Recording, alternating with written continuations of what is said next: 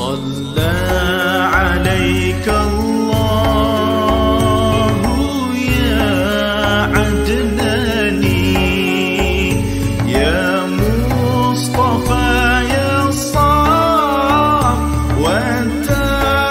الرحمن الحمد لله الذي أعطاني.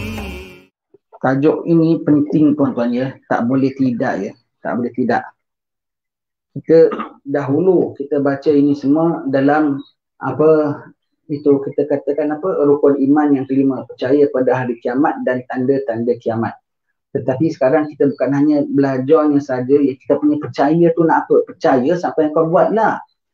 Percaya akan Allah Ta'ala. Maka sembah Allah Ta'ala, iman pada Allah Ta'ala, takut pada Allah Ta'ala. Percaya pada kitab-kitab, bagaimana? Percaya pada hari kiamat, bersiap sedia untuk menghadapinya. Bersiap sedia untuk menghadapinya. Dan segala perkara berhubung kait dengannya, iaitu before and afternya. Sebelum kiamat ada tanda-tandanya. Allah Ta'ala tu maha pemurah, tak terus terbalikkan bumi begitu dilipat, digulung begitu saja. Diberikan tanda-tandanya supaya hamba-hamba bersiap sedia. Dan tanda-tandanya itu adalah tanda-tanda kematian untuk seluruh alam semesta.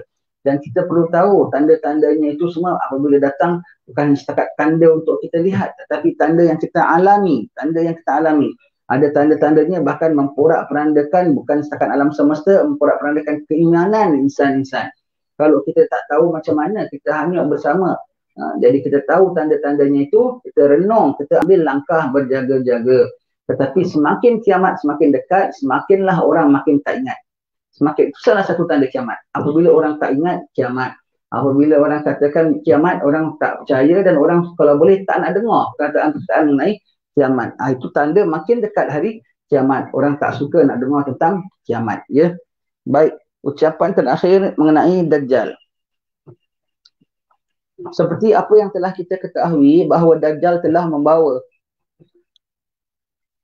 sebesar-besar fitnah atau ujian yang tidak pernah berlaku seumpamanya di atas muka bumi ini ya, dalam seluruh sejarah anak Adam daripada Nabi Adam diturunkan sampailah ujung kiamat. Fitnah paling besar sekali ialah zaman Dajjal yang 40 hari.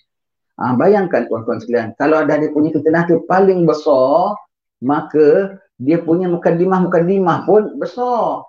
Jangan kita sangka kalau 40 hari tu saja Dajjal keluar terus kita pun nak jagakan diri. Setakat 40 hari kita sembunyi dalam rumah, kita kunci semua, setakat makan Maggi ke apa pun cukuplah.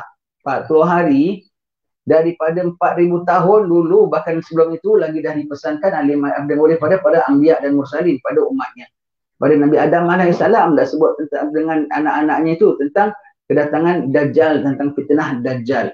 Kenapa Dajjalnya kemudian? Tapi degilnya, rencananya, jahatnya. Dia punya mastermind di belakang itu semua siapa? Iblis. Dia punya mastermind belakang itu semua tu Iblis ya. Dan Iblis sudah ada sebelum Nabi Adam AS. Maka perencanaannya sudah ada, rancangannya sudah ada. Maka jaga-jaga. Semakin dia dekat, semakin orang lupa, semakin orang tidak ingat ya. Semakin orang tidak ingat.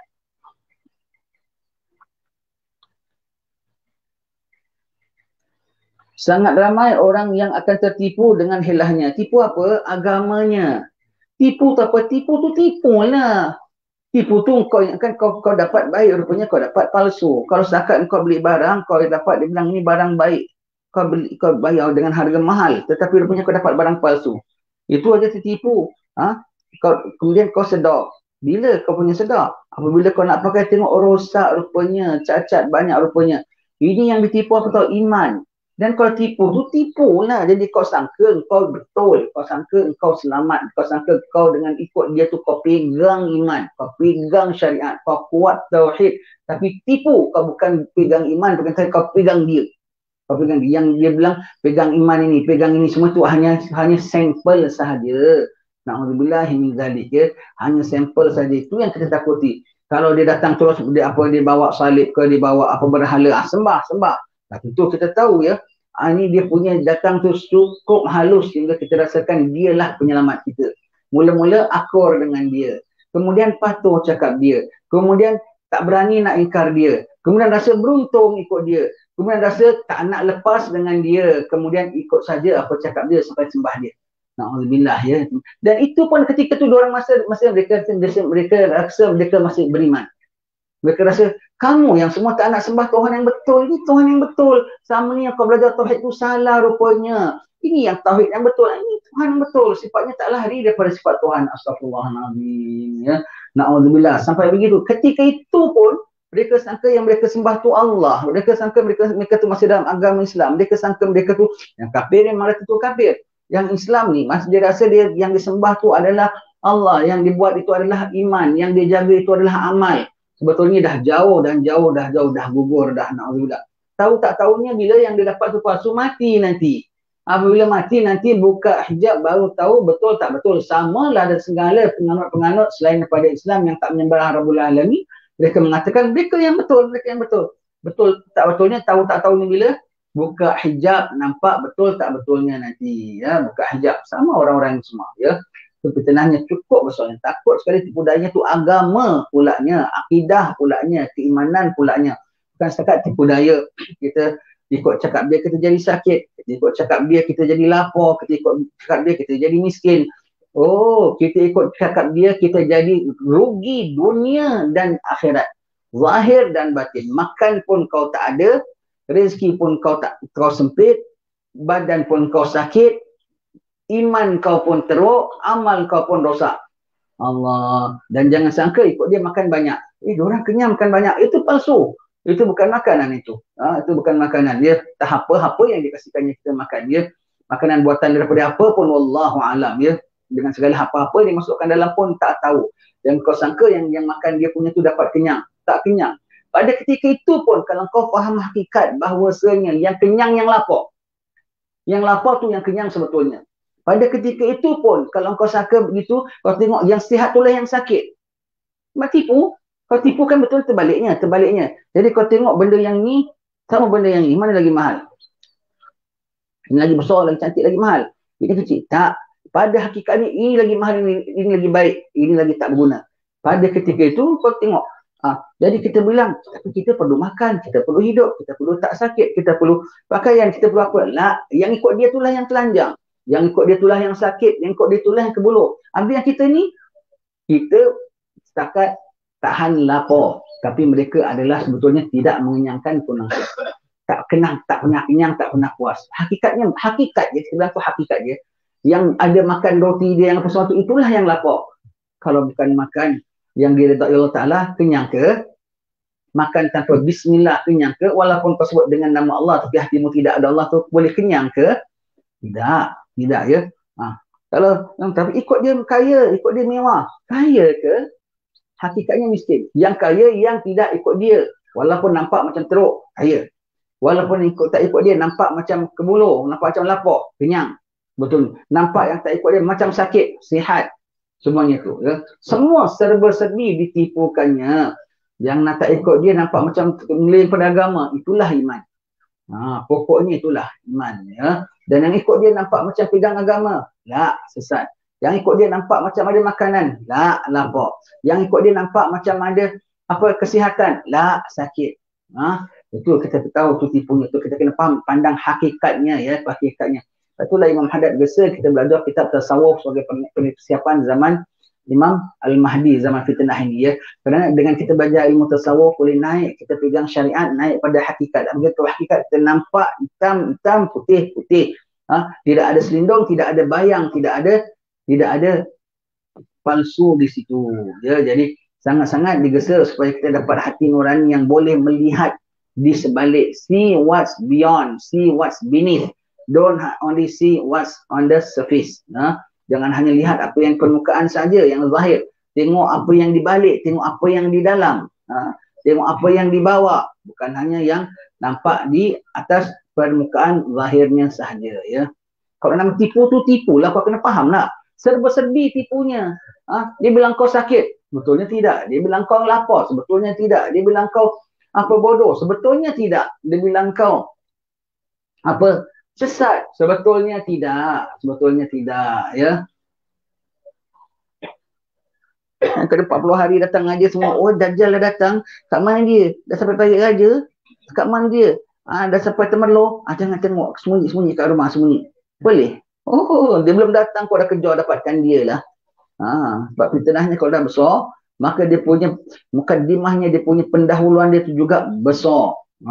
Mana dalam 40 hari dia boleh dapat sekejap begitu? Persiapannya sudah beribu-ribu tahun sebelum itu. Ribu-ribu tahun. Ribu-ribu tahun. Jangan kau sangka bahawasanya hanya 40 hari itu sahaja. Ya. Maka yang nak menyelamatkan iman pun kena persiapan selama ribu-ribu tahun. Ikut jangan ribu tahun. Ikut Nabi Adam, ikut Nabi Sulaiman, ikut Nabi Idris, ikut Nabi penghabisan Muhammad sallallahu alaihi wasallam, rasul kita. Yang kita ucap asyhadu an la ilaha illallah, asyhadu anna Muhammadar Rasulullah. Selamatlah kau. Selamatlah kau. Ya.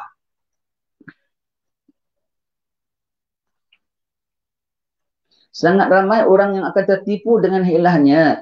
Apatah lagi orang yang lemah imannya. Ia dengan mudah terpercaya dengan muslihat Dajjal. Kemunculannya adalah merupakan salah satu di antara tanda kiamat yang besar, yang merupakan salah satu di antara keyakinan yang dipegangi oleh ahli sunnah wal jamaah. Berarti perlu ada ahli sunnah wal jamaah sentiasa diingatkan tentang ciri-ciri dan komponen-komponen ini. Tak masuk dalam ahli sunnah jamaah, kalau sebut tentang Dajjal dan Mahdi hanya semintas lalu, tak seriously pandang. Dan kalau boleh dia nak cari yang fahaman yang mengatakan tak payah berpegang dengan fahaman ini. Begitu ya. Baik.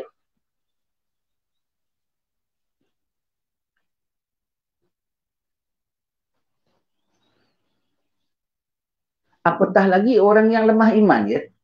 Lemah iman tu macam mana? Iman yazid wa yanqus, iman bertambah dan berkurang. Iman kalau tambah kuatlah dia, kalau kurang lemahlah dia. Kuat tambah iman dengan taat, dengan ibadat. Lemah iman dengan maksiat. Orang ahli maksiat bahaya, orang ahli munafik bahaya. Allah, semua tu semua tu adalah kelemahan iman. Kafir dah tentu. Ini yang kita cakap ni semua mukmin ya. Semua ni mukmin. Jadi kalau orang lemah iman itu apa? Yang tak jaga syariat tu lemah iman. Yang tak kisah halal haram, campur gaul laki-laki sesuka-suka. Tegur siapa antara laki-laki dengan perempuan suka-suka. Orang perempuan boleh bertayang muka di sana sini suka-suka. Kan? Begitu ya. Perkara-perkara halus-halus semua pun kena jaga. Kalau ketipunya halus, maka jaganya pun kena sampai benda-benda yang halus-halus juga. Ya. Begitu. Semuanya itu. Dari tipu dayanya. Semua kalau dengan maksiat semua, itu melemahkan iman. Melemahkan iman, kabur pandangan. Kabur pandangan, terus kita hilang pegangan. Ya.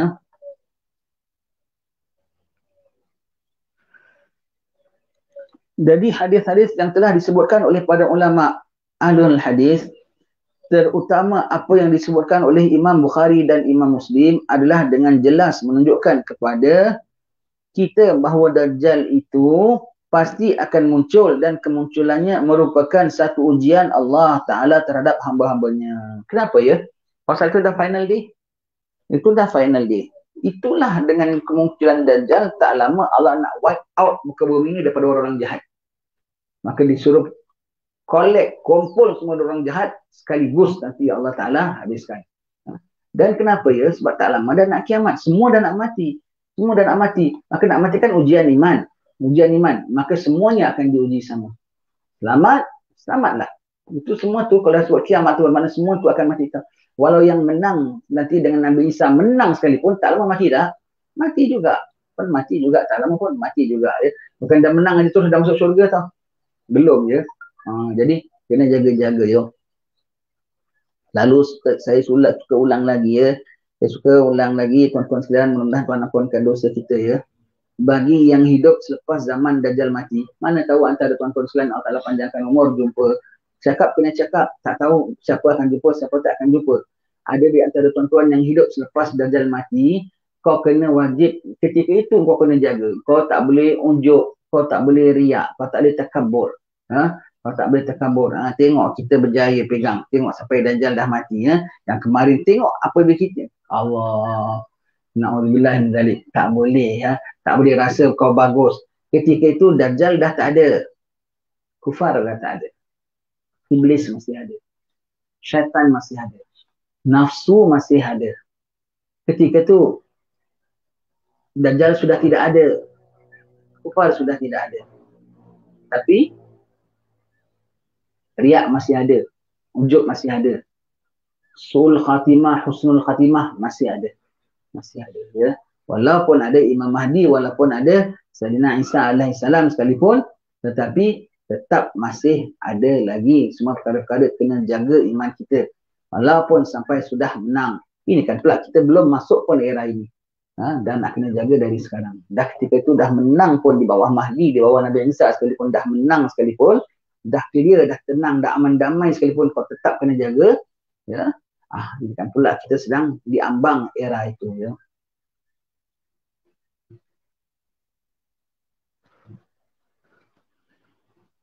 Dan dengan jelas pula bahawa Allah Taala telah memberikan kepadanya beberapa keistimewaan dan kekuasaan seperti menghidupkan orang yang telah mati dari bunuhannya, memberi kesuburan dan kekayaan kepada golongan yang mengikutinya dan percaya kepada ketuhanannya. Allah. Dajjal ni orang baik ke orang jahat? Jahat kan? Orang jahat sifatnya nipu kan? Bukan kita orang mukmin saja ditipu tau. Yang dalam grup dia pun kau ingatkan dia sayang sangat. Siapa ikut aku sayang, kasih makan kenyang-kenyang. Itu pun tipu sebab sama dengan dia tak lama akan mati. Tak lama akan mati ya. Seperti kasih makan anak ayam kenyang-kenyang lepas tu nak kena sembelih. Dia tahu semua akan mati dengan dia. Dia kasih makan tu, itu pun tipu. Kalau tak tipu, dia tak kasih makan. Dia suruh jadi kasih iman. Betul tak? Nah, itu pun ditipu. Jangan dia dengan anak buah dia tu, yang dengan ikut dia tu semua, dia sayang sangat, kasih makan banyak, kasih roti, kasih subur tu semua tu. Semua tu untuk nak cabut, biar tercabut iman mereka. Semua itu untuk mengkelirkan mereka. Sedikit bukan untuk sayang mereka. Sebab bukan daripada Allah. Allah izin tetapi tidak dengan restu Allah Subhanahu Wa Taala. Allah Taala izin pada pihak mereka banyak makan, banyak hujan, banyak air, banyak mewah, banyak obat, banyak apa semua. Allah izin tetapi tidak dengan rahmat dan redha Allah Subhanahu Wa Taala ya.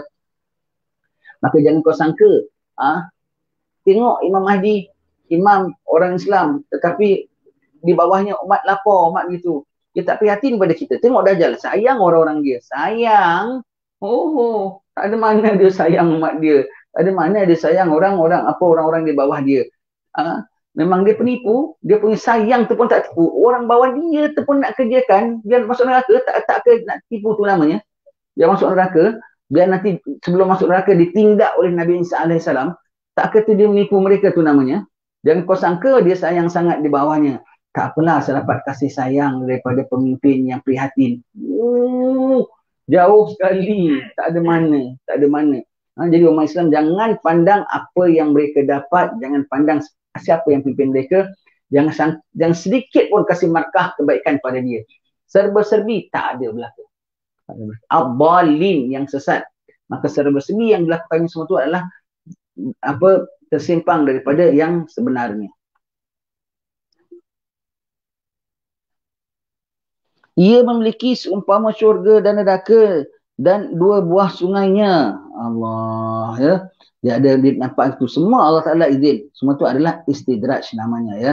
Istidraj. Manakala hujan pula akan turun mengikuti perintahnya, maka segala ini akan berlaku menurut kehendak dan ketentuan Allah Taala. Kehendak Allah Taala dan ketentuan Allah Taala itu sunnatullah. Kalau engkau buat ini, tumbuh ini. Kalau engkau tabur ini, akan turun hujan ini. Allah izin. Dan dia study sunatullah. Dioranglah yang paling study sunatullah. Dia kaji haiwan, dia kaji laut. Semua tu kan sunatullah. Sistem-sistem Allah Ta'ala punya pentadbiran. Dia kaji untuk dia pakai, tapi tak nak sembah Tuhan. Tengok segala dokumen tadi. Sebut tentang angin, sebut tentang udara, sebut tentang haiwan, sebut tentang sungai, sebut tentang apa-apa semua. Tak sebut tentang Tuhan ciptakan. Itu bezanya dia dengan kita. Beza dengan kita. Dia kaji, bukan sekadar dia kaji, bukan hanya dia cuma discover, dia tunjukkan kau segala-segala. Dia kaji apa kita can make use, how we can produce something yang ada sekarang ini. Dan Allah izin mereka sebahagian pada alam ini mereka gunakan sunnatullah, mereka gunakan semua itu mereka pakai ya. Tapi bila sampai waktu Tuhan tarik balik. Apa yang ada pada ini semua tu lari. Segala apa yang ada pada dia semua tu makhluk Allah. Takkan makhluk Allah nak derhaka pada Allah. Apa yang ada pada dia tu termasuklah segala peralatan dia tu semua adalah tentera-tentera Allah. Wa ma ya'lamu junuda rabbika illahu. Tak ada siapa yang mengetahui tentera Tuhanmu kecuali dia saja. Ha? Termasuk siapa masuk tentera Tuhan? Malaikat tentera Tuhan. Orang muslimin tentera Tuhan. Nabi Isa, Imam Mahdi tentera Tuhan. Siapa lagi? Senjata dia tu pun tentera Tuhan. Senjata dia tu pun tentera Tuhan juga untuk membinasakan dia, ya.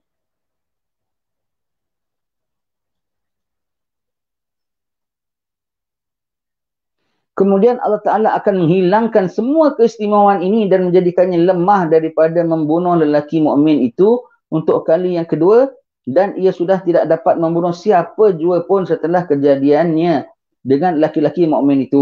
Orang laki-laki mukmin yang berani tentang dia bunuh, kemudian dihidupkan, dia nak bunuh lagi sekali, tak boleh. Tak boleh. Dia mengatakan laki-laki ini adalah Nabi Khidir alaihissalam. Ya. Begitu ya, tak boleh. Dia kalah ketika itu, terus lemah. Pasal dah tak boleh. Dia tahu dia punya power sudah habis. Dia punya power sudah habis. Allah Ta'ala sudah stopkan. Dah sampai tempohnya. Dah sampai tempohnya. Istidraknya itu dah sampai waktu nak ditarik, nak direntak balik oleh Allah Ta'ala.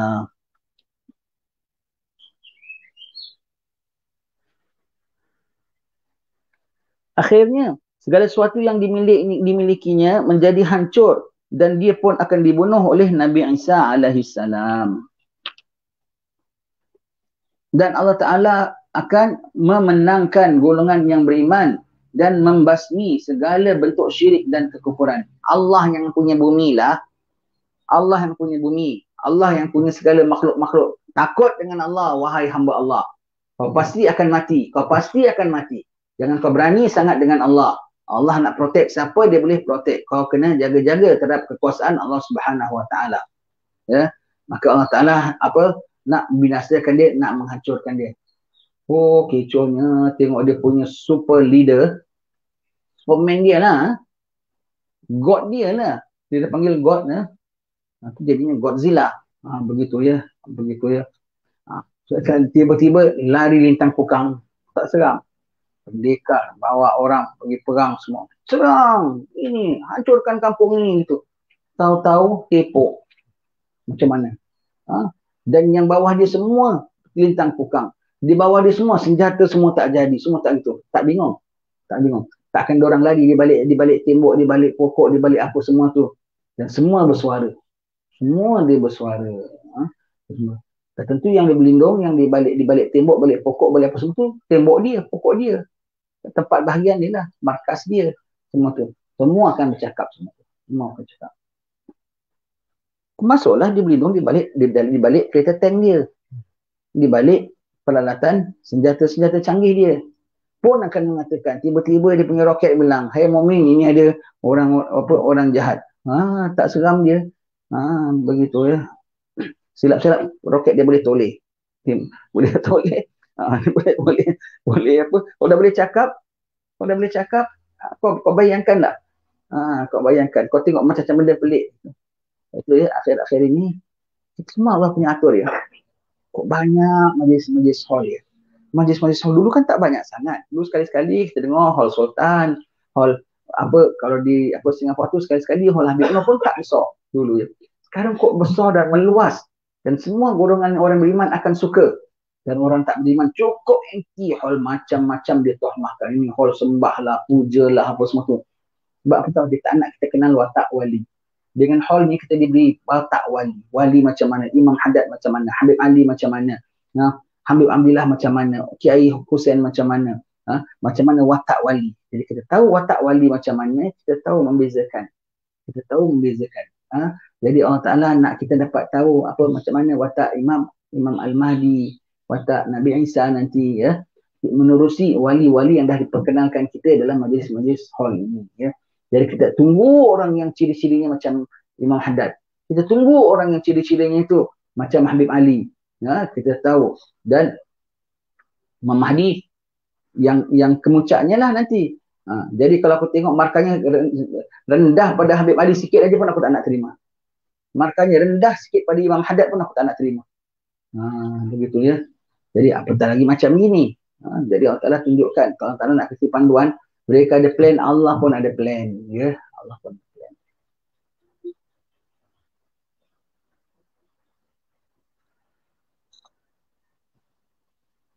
Dari apa yang disebutkan dalam hadis-hadis yang lalu, kita juga dapat mengetahui bahawa Dajjal mengaku sebagai Tuhan yang berkuasa. Walaupun demikian, Allah Ta'ala juga telah menjadikan dalam diri Dajjal itu bukti yang jelas yang dapat menunjukkan kebohongan pengakuannya itu, iaitu jelas sekali di mukanya dengan dibutakan matanya yang kanan. Tuhan kok boleh cacat? Kalau Tuhan kau boleh buat segala-gala, mata kau repair lah, sebelah. Mata sebelah tu matanya terpelet aja gitu, rata aja tu. Itu namanya Masih Dajjal, macam disapu aja mata tu, macam rata aja gitu. Mata pelet, ada buji butir macam mata kucing aja gitu. Allah, tak cantik sekali. Gitu. Tuhan kok gitu. Yang lain yang tak ngaku Tuhan pun lawa juga. Yang lain tak ngaku Tuhan, yang tak boleh turunkan hujan, tak boleh apa. Zahirnya dia pun lawa juga. Matanya ada 2 biji mata yang cantik ya. Dia mata je. Kalau kau betul kau Tuhan, takkan kau cacat. Siapa kau boleh bikin diri kau cacat, mana boleh. Nampak saja bukan Tuhan. Itu awal mula. Itu awal mula ya. Dan Allah Ta'ala kasih orang-orang mukmin nampak brand apa? Kafir pada dahinya. Dan brand ini semua tu ter-apply kepada semua barangan dan produk dia. Dan semua orang-orang dia semua. Ya. Macam produk company apa-apalah. Kan ada cat sirim, ada cat apa-apa. Semua kan ada di bawah gitu. Dia punya tu, lambang dia tu semua. Kau boleh kita tengok semua ada lambang-lambang kedajalan di mana-mana kau boleh baca. Kau boleh baca. Kau tengok yang ada manusia yang ada dahinya ada kafir saja. Kalau sampai dah waktunya, orang yang dah ikut dia tengok dia tak nampak itu label kafir.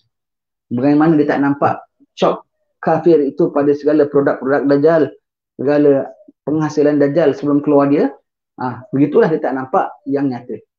Yang kecil dia tak nampak, yang besar pun dia tak nampak. Jadi sekarang kau dah boleh nampak label-label kafir, label-label Dajjal, nanti apabila dia keluar, kau pun boleh dah baca label atas dahi dia. Pengikut dia tak nampak sama tau.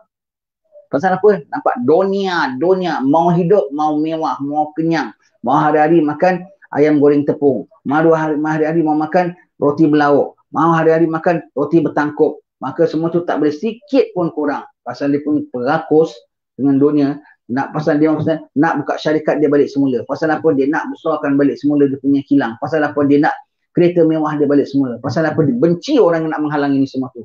Allah, maka tak nampak lah tu.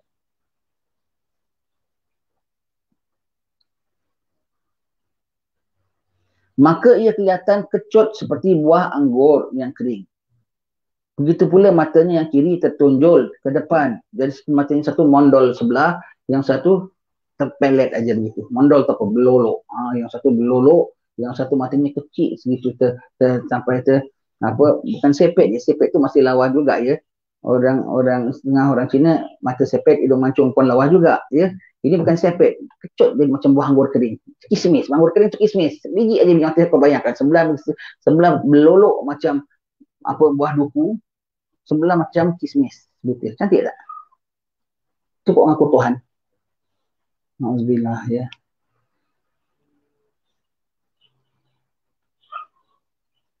Jadi bagaimana ia mengaku sebagai Tuhan yang berkuasa sedangkan ia lemah dari memperbaiki kecederaan yang jelas yang ada pada dirinya sendiri, dan dia juga tidak dapat memadamkan tulisan yang terpampang di atas dahinya yang menunjukkan kekafirannya. Kalau boleh kau delete lah. Delete. Lepas tu orang Islam tak nampak. Aku jelas-jelas aku nampak. Dari belakang dah nampak, ini kan kalau depan nampak lah kan dia kafir. Dari dia belum muncul dah nampak label-label dia semua pada produk dia. Ini kan pula dia dah muncul. Orang-orang yang mukmin akan tahu ya. Mudah-mudahan kita dipandu oleh Allah Ta'ala. Dan mudah-mudahan dari sekarang kita dipandu oleh Allah Ta'ala. Kita mati sekarang sebelum Dajjal keluar, tapi kita dah tak termasuk dalam golongan Dajjal. Kita mati sekarang, Dajjal belum keluar, dah boleh termasuk dalam golongan Dajjal. Walaupun dia belum keluar lagi. Kita mati sekarang, Dajjal belum keluar, kita dah masuk dalam grup yang bukan dalam grup Dajjal, bawah grup Mahdi, walaupun Mahdinya belum muncul lagi. Gitu ya. Oleh kerana itulah orang yang tertipu dengan Dajjal hanyalah orang-orang yang lemah pendiriannya, bodoh pada akalnya, mempunyai kepentingan untuk merebut kesenangan dunia yang fana ini, dan juga mereka tidak sabar menahan penderitaan dan tekanan yang akan dikenakan atasnya.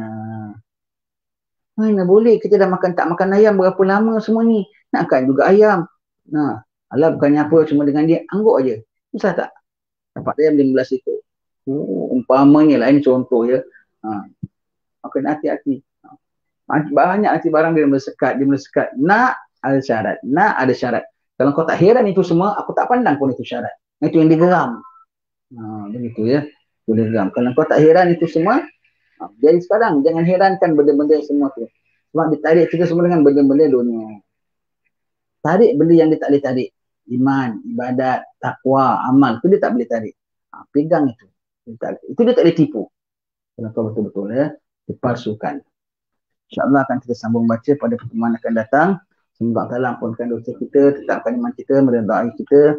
Semoga Allah berkati Ustaz Abu Bakar dengan sekalian jemaahnya di Seri Kembangan ya. Mudah-mudahan kita semua dijalin oleh Allah Ta'ala, disatukan hati-hati kita, dilindungi kita daripada segala mara bahaya, daripada segala fitnah. Dunia akhirat zahir batin. Semoga Allah peradakan alim-alim ulama kita semua daripada fitnah. Kalau ulama terfitnah, kesian kita semua, siapa nak ajar kita, siapa nak bimbing kita. Kalau sampai ulama kita semua mendapat ujian yang besar-besar daripada Allah Ta'ala. Kita minta lindung kepada Allah Ta'ala supaya sekalian alim-alim ulama kita dipelihara oleh Allah Ta'ala. Wallahu a'lam bishawab.